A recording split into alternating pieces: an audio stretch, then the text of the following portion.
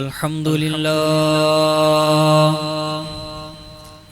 إن الحمد لله نحمده ونستعينه ونستغفره ونؤمن به ونتوكل عليه ونعوذ بالله من شرور أنفسنا ومن سيئات أعمالنا من يهديه الله فلا مضل له ومن يضلله فلا هادي له وأشهد أن لا إله إلا الله وحده لا شريك له وأشهد أن محمدا عبده ورسوله اللهم صل على محمد وعلى آل محمد كما صليت على إبراهيم وعلى آل إبراهيم إنك حميد مجيد اللهم بارك على محمد وعلى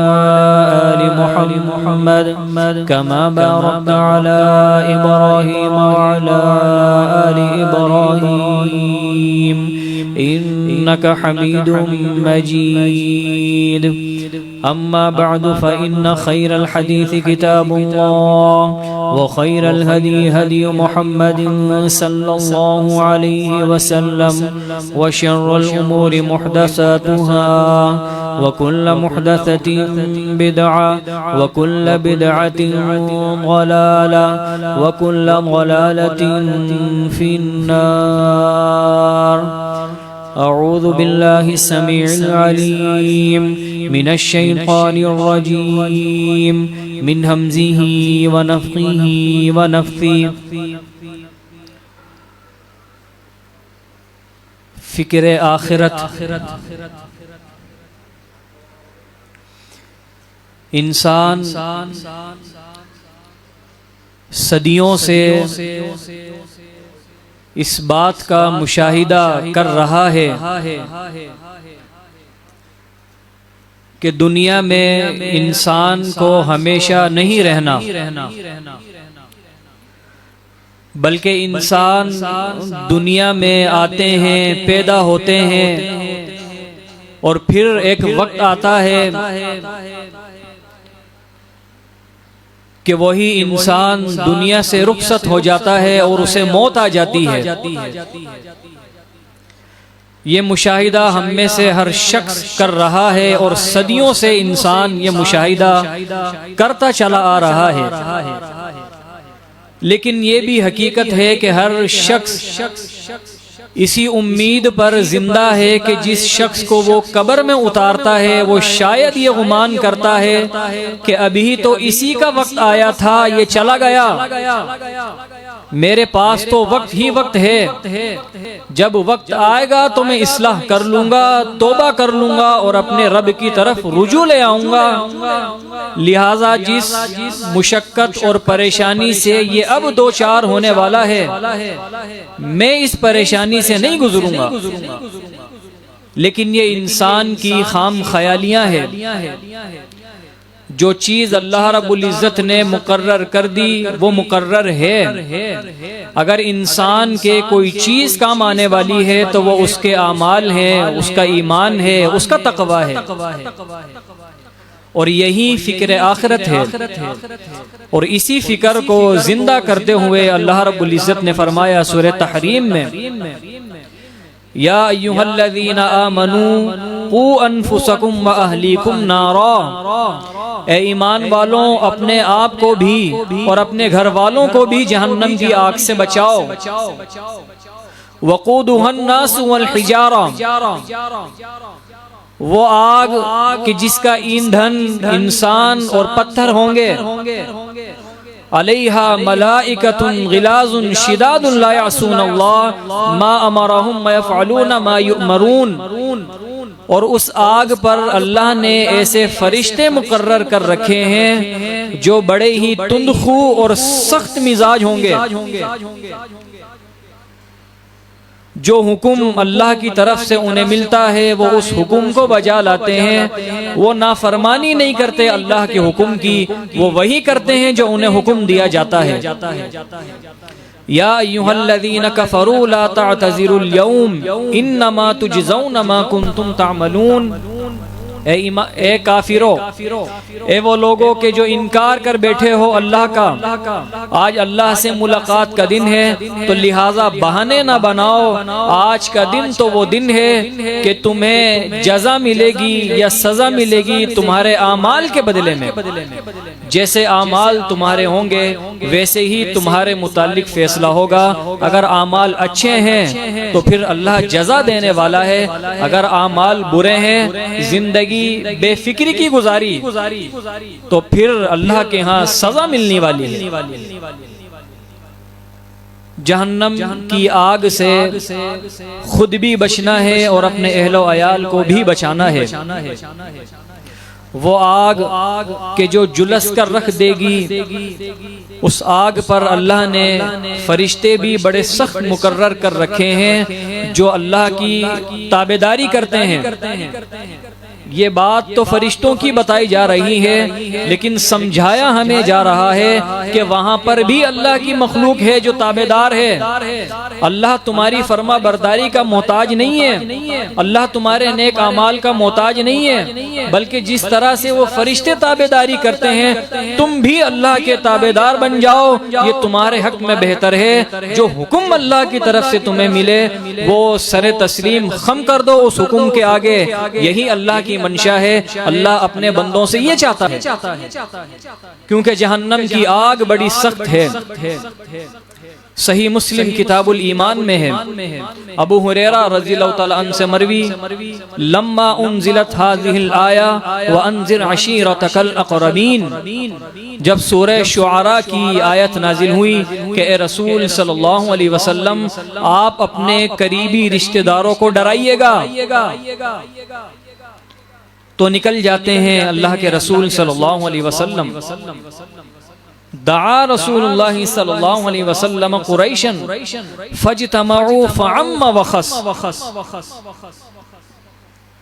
آپ نے بلایا قریش کے بڑے بڑے سرداروں کو، بڑے بڑے خاندانوں کو، آپ نے سب کو جمع کیا، خاص اور عام سب جمع ہو گئے، اور جمع کرنے کے بعد اللہ کے رسول صلی اللہ علیہ وسلم نے پھر دیکھیں کہ کس طرح سے ڈرایا ہے، اور واقعی ڈرنے والی بات ہے۔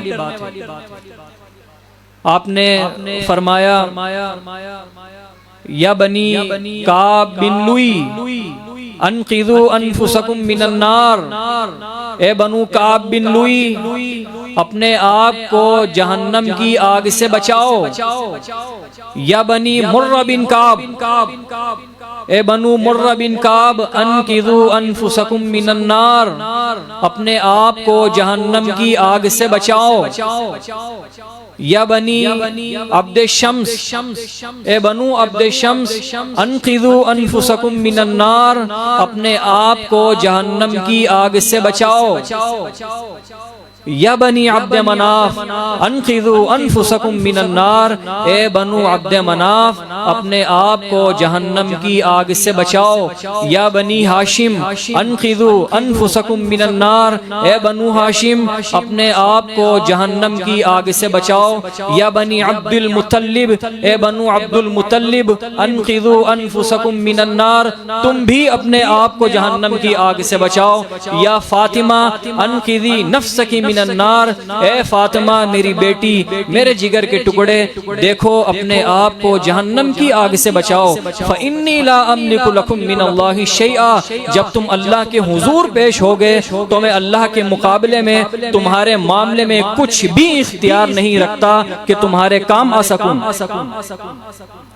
یہ وہ لوگ ہیں جو عرب کے بڑے بڑے خاندان ہیں، جو اپنے آپ کو معزز سمجھا کرتے تھے، جن کے حکم پر سب کچھ ہو جاتا، وہ بڑے معزز لوگ، لیکن اللہ کے رسول صلی اللہ علیہ وسلم کس طرح سے ڈرا رہے ہیں کہ وہاں پر کسی کی ذات کام آنے والی نہیں ہے۔ اگر کسی کا دنیا میں بڑا مرتبہ ہے تو اس کا مرتبہ آخرت میں کام آنے والا نہیں ہے۔ اگر کسی کا دنیا میں بڑا نام ہے تو اس کا یہ بڑا نام آخرت میں اسے بچا نہیں سکتا.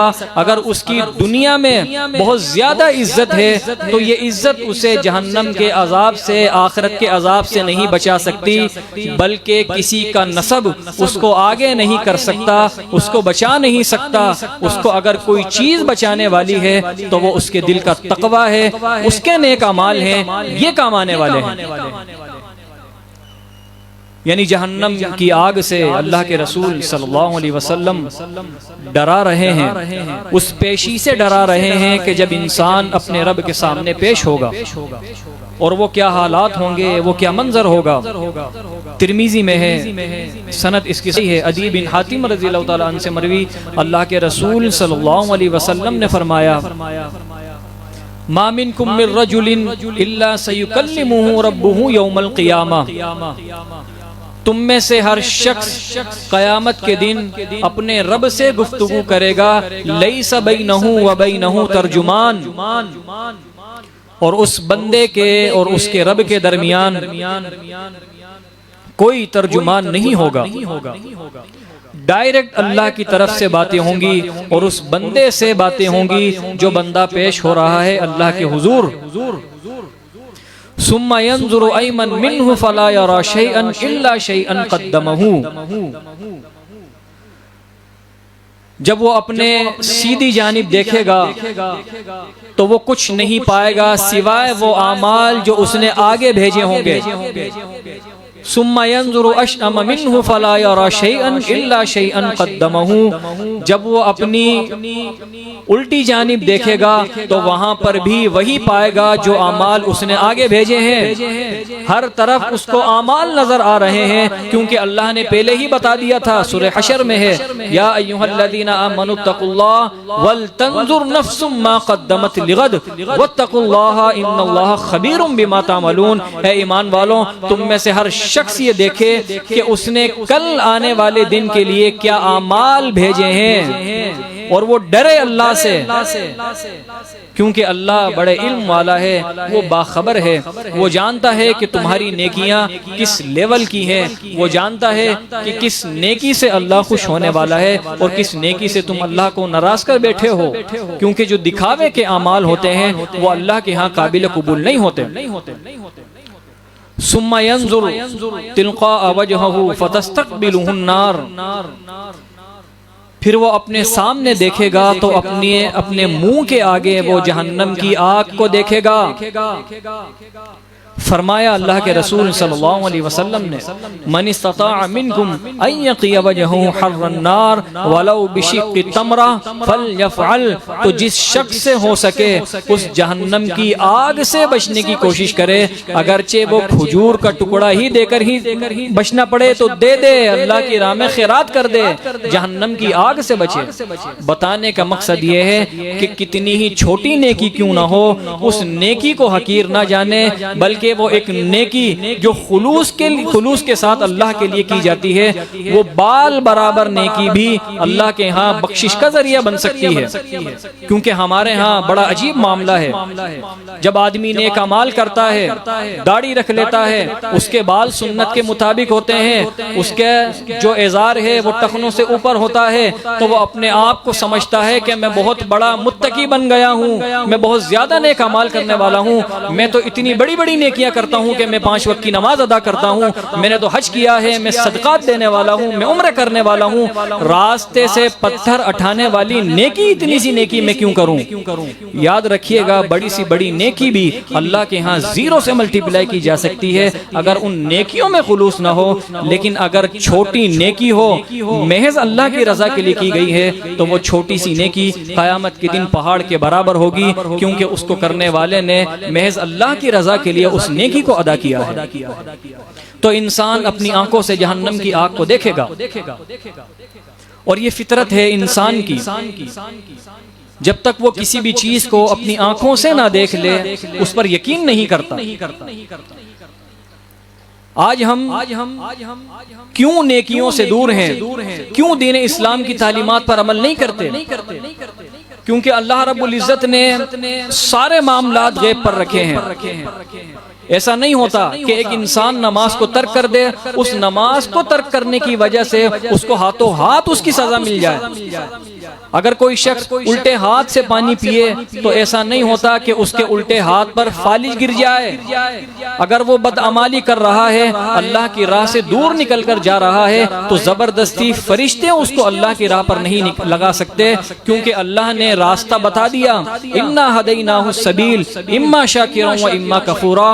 ہم نے راستہ بتا دیا، چاہے تو نیکی کا راستہ اختیار کرے، چاہے بدی کا راستہ اختیار کرے۔ اللہ کسی کو زبردستی دین اسلام پر نہیں لگا سکتا، اللہ کسی کو مجبور نہیں کر سکتا کہ وہ اللہ کی عبادت کرے، بلکہ اللہ نے اس کے سامنے راستہ مہیا کر دیا۔ وہ چاہے تو نیکیوں کا راستہ اختیار کر لے، شکر گزار بن جائے، چاہے تو اللہ کی نافرمانی کا راستہ اختیار کرے اور منکر بن جائے، لوٹ کر اللہ کے پاس جانا ہے۔ پھر قیامت کا دن ہوگا، اس کے اعمال کے مطابق اس پر فیصلہ کیا جائے گا، جیسے اعمال ہوں گے ویسا اس کا فیصلہ ہوگا۔ اور جب انسان اللہ کے آگے پیش ہوگا تو وہ کوئی گفتگو اس طرح کی نہیں ہوگی جس طرح ہم آپس میں باتیں کرتے ہیں۔ وہ بڑی سخت باتیں ہیں کہ انسان ان کا متحمل نہیں ہو سکتا، لیکن یہ ساری باتیں اللہ رب العزت نے پہلے بتا دیں تاکہ ہم ان باتوں کو پڑھ کر سن کر اپنی اصلاح کرنے کی کوشش کریں۔ عبداللہ بن مسعود رضی اللہ تعالیٰ عنہ سے مروی، ترمذی میں ہے صحیح سند کے ساتھ، اللہ کے رسول صلی اللہ علیہ وسلم نے فرمایا، لا تزول قدم ابن آدم یوم القیامت من عند ربہ حتی یسأل عن 50۔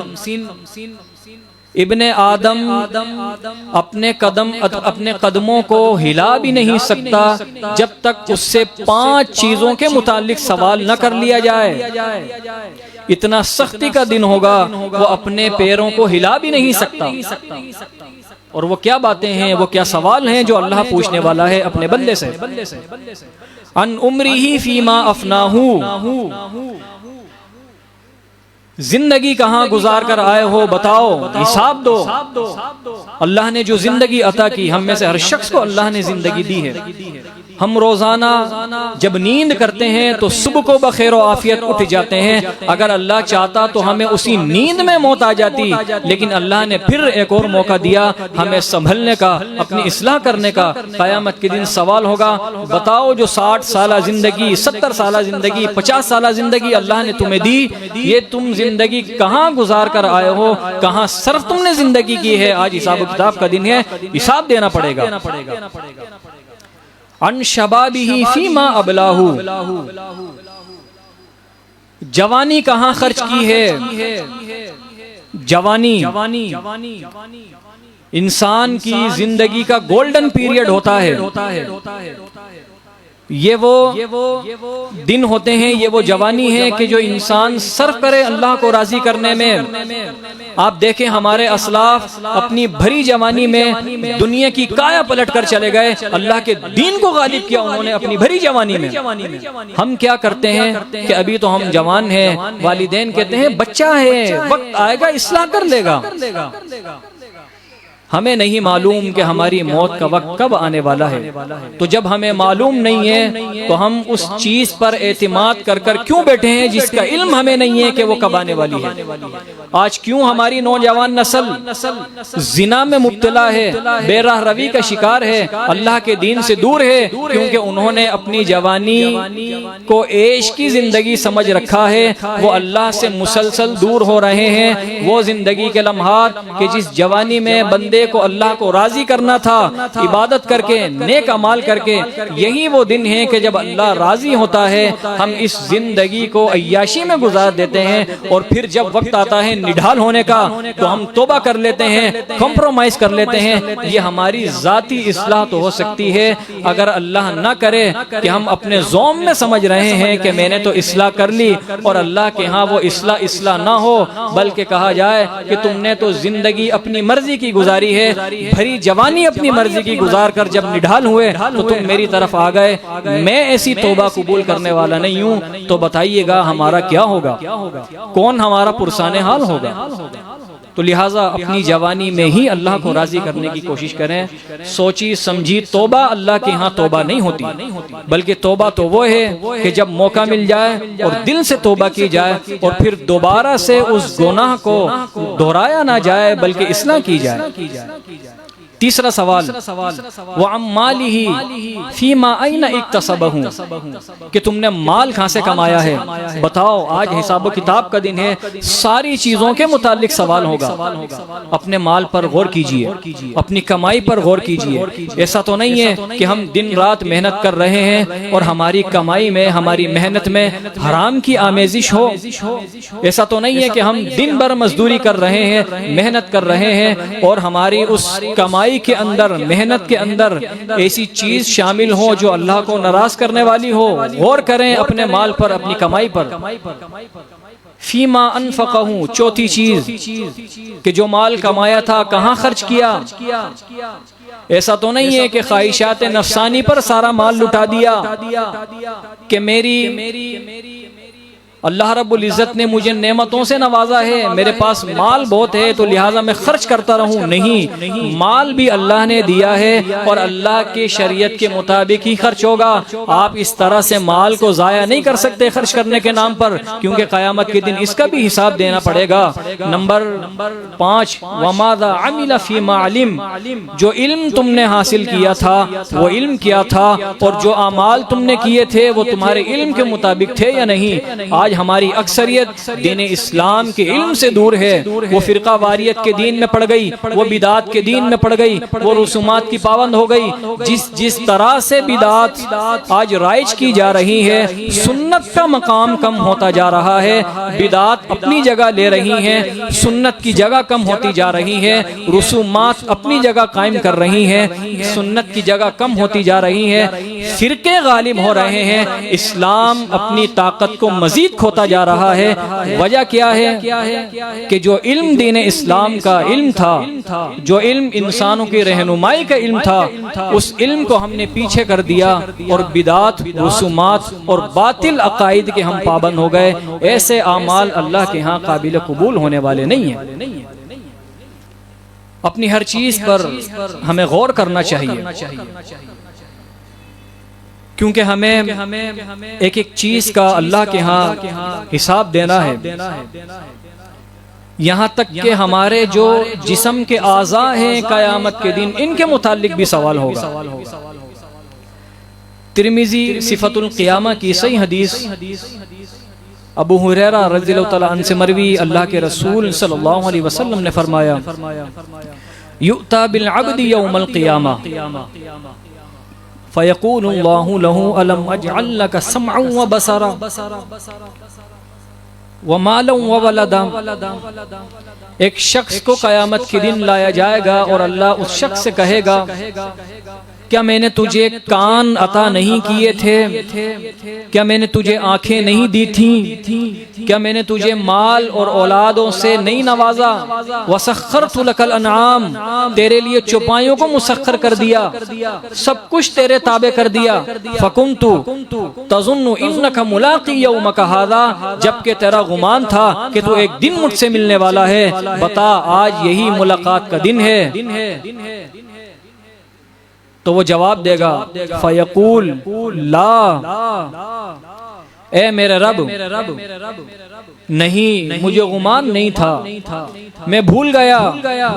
تو نے جیسی نعمتیں عطا کی یہ تیری محبت ہے، تیری رحمت ہے، لیکن میں ان نعمتوں سے غافل رہا.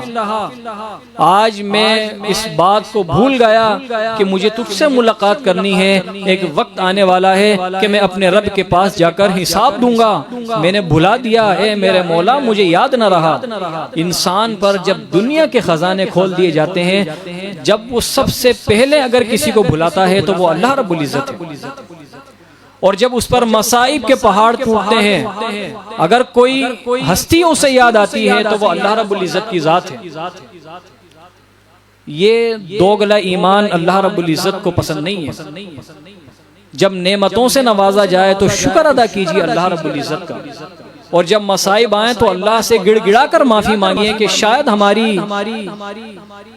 روٹین میں ہی کوئی خطا آ گئی کہ اللہ ہم سے ناراض ہو گیا. تو بدلے میں اللہ رب العزت اس شخص سے فرمائے گا الیوم انساک کما نسیتنی، آج میں بھی تجھے اسی طرح بھلا دوں گا جس طرح تو نے دنیا میں مجھے بھلایا تھا۔ سورہ حشر میں ہے وَلَا تَكُونُوا كَالَّذِينَ نَسُوا اللَّهَ فَأَنسَاهُمْ أَنفُسَهُمْ، اے لوگو دیکھو ان لوگوں کی طرح نہ ہو جانا کہ جنہوں نے اپنے رب کو بھلا دیا، پھر اللہ بھی بدلے میں ان کی جانوں کو ان سے بھلا دے گا۔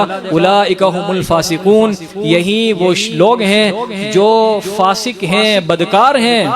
لا يستوي اصحاب النار واصحاب الجنہ، اصحاب الجنۃ هم الفائزون، جنت میں جانے والے اور جہنم میں جانے والے یہ برابر نہیں ہو سکتے۔ جو جنت میں جانے والے ہیں دراصل یہی سب سے بڑی کامیابی ہے جو حاصل کر چکے ہیں۔ تو نے دنیا میں اللہ کو بھلا دیا، آج اللہ بھی تجھے بھلا دے گا، کسی بھی عذاب میں جھونکنے کے بعد اللہ تجھے بھلا دے گا۔ تو ایسے ہی ہے کہ جیسے کوئی بھولی پڑی چیز ہوتی ہے اور کسی کے خیال میں نہ ہو، اللہ بھی تجھے عذاب میں مبتلا کرنے کے بعد تجھے بھلا دے گا۔ اللہ نہ کرے کہ ہم میں سے کسی بھی شخص کے ساتھ یہ معاملہ ہو کہ اللہ ہمیں عذاب میں مبتلا کرے اور عذاب میں مبتلا کرنے کے بعد ہمیں بھول جائے، بلکہ اللہ کی رحمت شامل حال ہو۔ لیکن یہ تب ہوگا جب ہم اللہ رب العزت کی شریعت پر عمل کریں گے۔ جو قوانین اللہ رب العزت نے کامیابی کے رکھے ہیں ان قوانین کو اختیار کرنا ہوگا، تب جا کر آخرت کی سختیوں سے نجات ملے گی۔ اور وہ سختی بھی کیسی؟ مستدرک حاکم کتاب الاحوال کی صحیح حدیث عائشہ صدیقہ رضی اللہ تعالی عنہا سے مروی کہتی ہیں میں نے دوزخ کو یاد کیا اور میں رونے لگ گئی۔ اللہ کے رسول صلی اللہ علیہ وسلم نے دیکھا تو فرمایا ما لکی یا عائشہ، اے عائشہ کیا ہوا، آپ کیوں رو رہی ہیں؟ جواب دیتی ہیں فذکرت النار فبکیت، اللہ کے رسول صلی اللہ علیہ وسلم جہنم کی آگ کو یاد کر کے رو رہی ہوں۔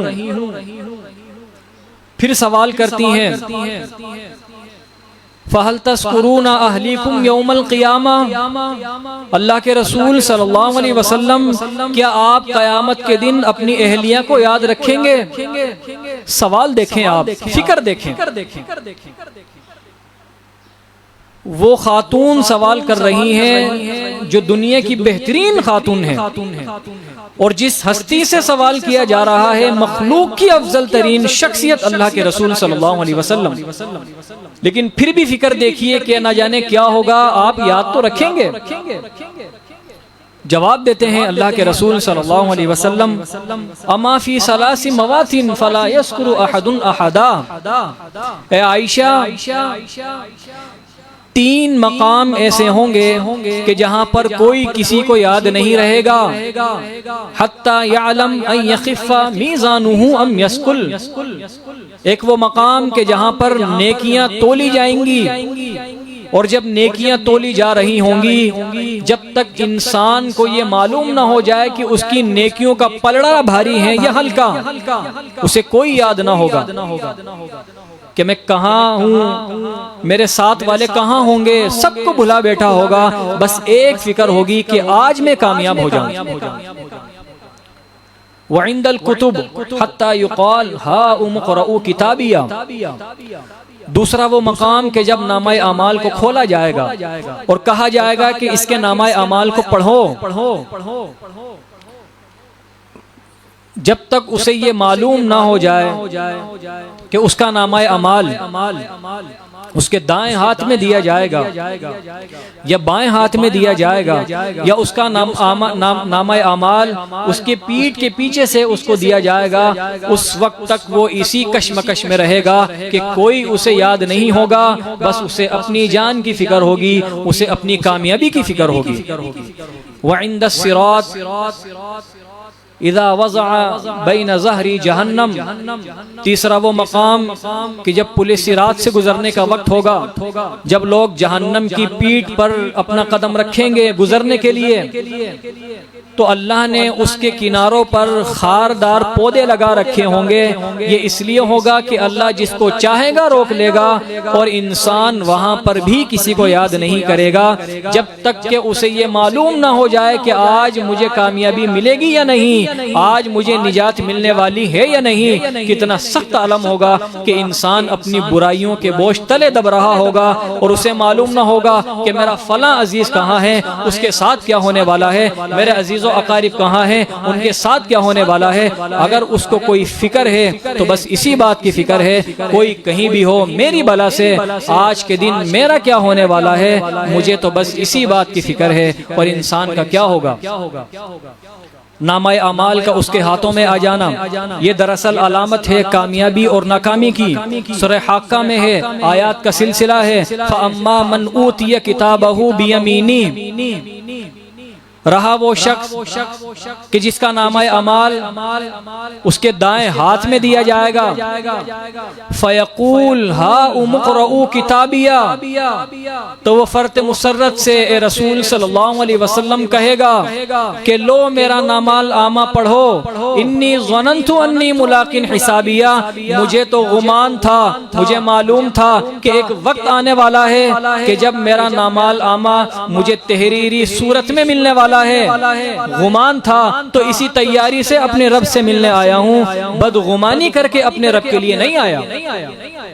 فَهُوَ فِي عِيشَةٍ رَاضِيَةٍ، اے رسول صلی اللہ علیہ وسلم یہ شخص بڑی عیش کی زندگی گزارے گا، بڑی خوشی کی زندگی گزارے گا، فی جنت عالیہ، بلند و بالا جنتوں میں، قطوفها دانیہ، ایسی جنتیں کہ جہاں پر پھلوں کے خوشے لٹک رہے ہوں گے، کلوا واشربوا ہنیئا بما اسلفتم فی الایام الخالیہ، اور اس سے کہا جائے گا کہ گزشتہ ایام میں جو اعمال تم نے قیامت کے دن کے لیے بھیجے تھے، آج ان اعمال کے بدلے میں اس جنت میں بغیر کسی مشقت کے کھاؤ اور پیو، یہ جنت تمہاری ہے۔ تم جیسی تیاری کر کے اللہ سے ملنے آئے ہو، اس کے بدلے میں اللہ جنت ہی اپنے بندوں کو دیتا ہے، عذاب سے نہیں نوازتا۔ اور وہ جنت کیسی کہ جس کے بارے میں بار بار قرآن مجید اہل ایمان کو جنت کا تذکرہ سناتا ہو، اس لیے کہ جو اہل ایمان ہے، مسلمین ہیں، جب وہ یہ باتیں پڑھیں گے تو اس کے حصول کے لیے کوشش کریں کہ یہ اتنی عالیشان جنت یہ ملے گی کیسے، کیونکہ آپ جانتے ہیں ہمارے ہاں ایسے لوگ بھی پائے جاتے ہیں کہ جو کہتے ہیں کہ بس اللہ کی عبادت کرو، نہ جنت کی فکر ہو نہ جہنم کا خوف ہو۔ رابعہ بصری ایک ہاتھ میں پانی لے کر آتی ہیں، دوسرے ہاتھ میں آگ لے کر آتی ہیں، وہ کہتی ہیں کہ یہ جنت ہے، یہ دوزخ ہے، اور ان کو آپس میں گٹ مٹ کرنے کے بعد کہتی ہیں میں نے جنت کو جہنم کی آگ سے بجھا دیا، نعوذ باللہ من ذالک، اور جو جہنم کی تپش تھی میں نے اس کو جنت سے ٹھنڈا کر دیا، اور اب میں بے فکر ہو کے اللہ کی عبادت کروں گی۔ یہ دین اسلام کی تعلیمات نہیں ہے۔ قرآن مجید تو بار بار جنت کا ذکر کر رہا ہے کہ اہل ایمان اس جنت کے حصول کے لیے تیاری کریں، بار بار جہنم کی آیات بیان کر رہا ہے کہ جب پڑھنے والا پڑھتا ہے تو اسے احساس ہوتا ہے کہ یہ کوئی بری جگہ ہے، میں اس میں داخل نہ ہو جاؤں، میں اس جگہ سے بچنے کی کوشش کروں، میں دیکھوں کہ اللہ کس طرح سے ایمان والوں کو اس آگ سے نجات دے گا، میں ان باتوں پر عمل کرنے کی کوشش کروں۔ یہ دین اسلام کی تعلیمات ہیں۔ اسلام کی تعلیمات یہ نہیں ہے کہ جنت سے بے فکر ہوا جائے، جہنم سے بے فکر ہوا جائے، پھر اللہ کی عبادت کی جائے۔ یہ تو صحابہ کرام علیہم رضوان ہیں کہ جب جنت کا ذکر سنتے تھے تو فرماتے اللہ کے رسول صلی اللہ علیہ وسلم کیا جنت کے تمام دروازوں سے مجھے بلایا جائے گا؟ صحیح بخاری صحیح مسلم۔ تو جواب دیتے ہیں اللہ کے رسول صلی اللہ علیہ وسلم کہ ہاں اے صدیق اکبر، میں امید کرتا ہوں کہ تم وہ شخص ہو کہ جسے جنت کے تمام دروازوں سے آواز دی جائے گی کہ اے صدیق اکبر آؤ اس دروازے سے جنت سے داخل ہو، اے صدیق اکبر آؤ اس دروازے سے جنت سے داخل ہو، جنت کے تمام دروازے آپ کو پکاریں گے۔ یہ ہے دین اسلام کی تعلیمات۔ ان الذين قالوا ربنا الله ثم استقاموا، سورہ حمیم السجدہ میں ہے کہ بے شک جن لوگوں نے کہا کہ ہمارا رب اللہ ہے، پھر اس پر استقامت اختیار کی، جم گئے، اللہ کی توحید اختیار کی، اس کی ذات میں، اس کی صفات میں اور اس کے حقوق میں کسی کو شریک نہیں ٹھہرایا۔ تتنزل علیہم الملائکہ الا تخافوا ولا تحزنوا وابشروا بالجنۃ التي كنتم توعدون، جب ان کی رخصتی کا وقت آتا ہے، ان کی موت کے وقت فرشتے نازل ہوتے ہیں اور تسلی دیتے ہیں کہ غم نہ کرو، ڈرو نہیں بلکہ بشارت حاصل کرو اس جنت کی جس کا وعدہ اللہ نے تم سے کیا ہے۔ نحن اولیاؤکم فی الحیات الدنیا وفی الآخرہ، فرشتے کہتے ہیں کہ ہم دنیا میں بھی تمہارے دوست ہیں، آخرت میں بھی تمہارے ساتھی ہوں گے۔ وَلَكُمْ فِيهَا مَا تَشْتَهِي أَنفُسُكُمْ وَلَكُمْ فِيهَا مَا تَدَّعُونَ، اور اس جنت میں جس کا وعدہ تم سے کیا گیا ہے ہر وہ چیز ملے گی جس کا تمہارے دل چاہیں گے، اور ہر وہ چیز ملے گی جو تم مانگو گے۔ نزلا من غفور الرحیم، یہ بخشنے والے رحم کرنے والے اللہ کی طرف سے مہمانی ہے جو تمہیں اتنا بڑا اعزاز مل رہا ہے۔ خوش نصیب ہیں وہ لوگ کہ جو دنیا میں آخرت کی فکر کرتے ہوئے نیک اعمال کرتے ہیں، برائیوں سے بچنے کی کوشش کرتے ہیں۔ جب وہ اپنے رب سے ملاقات کریں گے تو بدلے میں اللہ ان کی مہمان نوازی کرے گا۔ دنیا میں تو مہمان عارضی ہوتے ہیں، لیکن اللہ کے ہاں یہ مہمان نوازی عارضی نہیں ہوگی، بلکہ وہ جنت بھی ہمیشہ کی ہے، اس کی نعمتیں بھی ہمیشہ کی ہیں، اور اللہ کی طرف سے وہ مہمانی وہ بھی ہمیشہ ہمیشہ رہے گی۔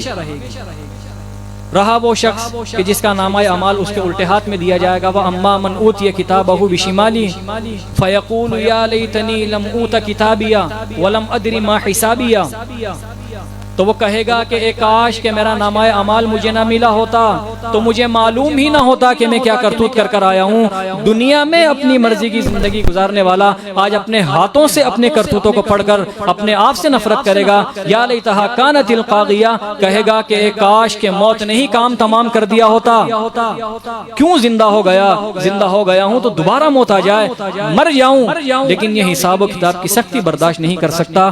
دنیا میں زندگی جو لوگ اپنی مرضی کی گزارتے ہیں وہ پھر آخرت کی زندگی اللہ کی مرضی کے مطابق گزاریں گے، لیکن جو دنیا کی زندگی اللہ کی مرضی کے مطابق گزار کر جاتے ہیں پھر وہ آخرت کی زندگی اپنی مرضی کی گزاریں گے، اور وہ عیش اور راحت کی زندگی ہوگی۔ ما اغنی عنی مالیہ، وہ کہے گا کہ میرا مال کسی کام نہ آیا، جس مال کی خاطر آخرت سے بے پرواہ تھا آج اسی مال نے میرے ساتھ دھوکہ کر دیا، میرے کسی کام نہ آیا۔ ہلک عنی سلطانیہ، میری طاقت جاتی رہی۔ خذوہ فغلوہ، وہ یہ باتیں ہی کر رہا ہوگا کہ اللہ کی طرف سے اعلان ہوگا اس کو پکڑو اور اس کے گلے میں توق پہنا دو۔ ثم الجحیم صلوا، اور اسے جہنم میں داخل کر دو۔ ثم فی سلسلۃ ذرعها 70 ذراعا فاسلکوہ، اور جہنم میں اس زنجیر سے اسے جکڑ دو جس کی لمبائی 70 ہاتھ کے برابر ہے۔ انہ کان لا یؤمن باللہ العظیم، اس کا ایمان نہیں تھا اللہ عظمت والے پر۔ دنیا میں لاکھ کے طرح کہ میرا رب اللہ ہے، اللہ کے رسول صلی اللہ علیہ وسلم ہے، لیکن اس دعوے کے مطابق استقامت اختیار نہ کی، اس دعوے کے مطابق عملی زندگی اختیار نہ کی، تو ایسا شخص قیامت کے دن ایسا ہی ہوگا کہ جیسے اس کا ایمان ہی نہ ہو اللہ پر، اللہ عظمت والے پر۔ تو یہ تو ایک وسیع موضوع ہے۔ اس کی اہمیت کا اندازہ آپ اس بات سے لگا سکتے ہیں کہ قرآن مجید بار بار فکر آخرت کی دعوت دیتا ہے، تاکہ اہل ایمان جن کا ایک گہرا تعلق ہے قرآن مجید سے، بڑی مضبوط دوستی ہے قرآن مجید سے، جب وہ اس کتاب کو پڑھتے ہیں تو اپنے ایمان کو تازہ کرنے کی کوشش کریں، جو جہنم کے واقعات ہیں ان سے بچنے کی کوشش کریں، اور جو جنت کی نعمتیں ہیں ان نعمتوں کو حاصل کرنے کی کوشش کریں۔ آخری حدیث سنا کر میں ختم کرتا ہوں۔ انس بن مالک رضی اللہ تعالیٰ عنہ سے مروی، صحیح بخاری صحیح مسلم میں ہے، اللہ کے رسول صلی اللہ علیہ وسلم نے فرمایا قیامت کے دن اللہ تعالیٰ اس شخص سے فرمائے گا کہ جس کو جہنم کا سب سے ہلکا عذاب دیا جا رہا ہوگا، الم اجعل لک من شیء، الم اجعل لک ما فی الارض من شیء اکنت تفتدی بہ، اے شخص تو بتا اگر تجھے زمین بھر دولت مل جائے تو کیا تو اس عذاب سے چھٹکارا حاصل کرنے کے لیے وہ دولت فدیہ کر دے گا؟ فیقول، وہ کہے گا نعم، ہاں، یہ سب سے ہلکا عذاب ہے، اس عذاب سے نجات حاصل کرنے کے لیے دنیا بھر کی دولت آ جائے تو میں خرچ کر دوں گا، نہ اس کو دولت ملے گی نہ اس کو نجات ملے گی۔ یہ بات ہمیں سمجھانے کے لیے ہے کہ سب سے ہلکا عذاب بھی اس سختی پر ہوگا کہ اگر انسان کے بعد دنیا بھر کی دولت آ جائے تو وہ دولت بھی خرچ کرنے کے لیے تیار ہو جائے آخرت کی سختی سے بچنے کے لیے، لیکن اللہ نے یہ معاملات ہمیں پہلے بتا دیے۔ اب ہماری ذمہ داری ہے کہ ہم ان باتوں کو سن کر آخرت کے جو عذابات ہیں، جو سختیاں ہیں، ان سے بچنے کی کوشش کریں، اور جس قدر نیک اعمال کریں گے خلوص کے ساتھ، کیونکہ جتنا زیادہ تقوی ہوگا اللہ کا تقرب اتنا ہی حاصل ہوگا۔ تقوی سے دور ہوں گے تو اللہ سے بھی دور ہونا پڑے گا، اور جب انسان اللہ سے دور ہوتا ہے تو وہ پھر کامیاب نہیں ہوتا بلکہ اس کی ناکامی کی علامت ہے۔ اللہ رب العزت سے دعا ہے کہ وہ ہمیں ان تمام باتوں پر عمل کرنے کی توفیق عطا فرمائے، اور جب ہم اللہ رب العزت سے ملاقات کریں تو اللہ بھی ہم سے وہ معاملہ رکھے جو اللہ اپنے بندوں سے رکھنے والا ہے، جو اللہ کی رحمت اس کے بندوں کو آغوش میں لینے والی ہے۔ اقول قولی ھذا استغفر اللہ لی ولکم۔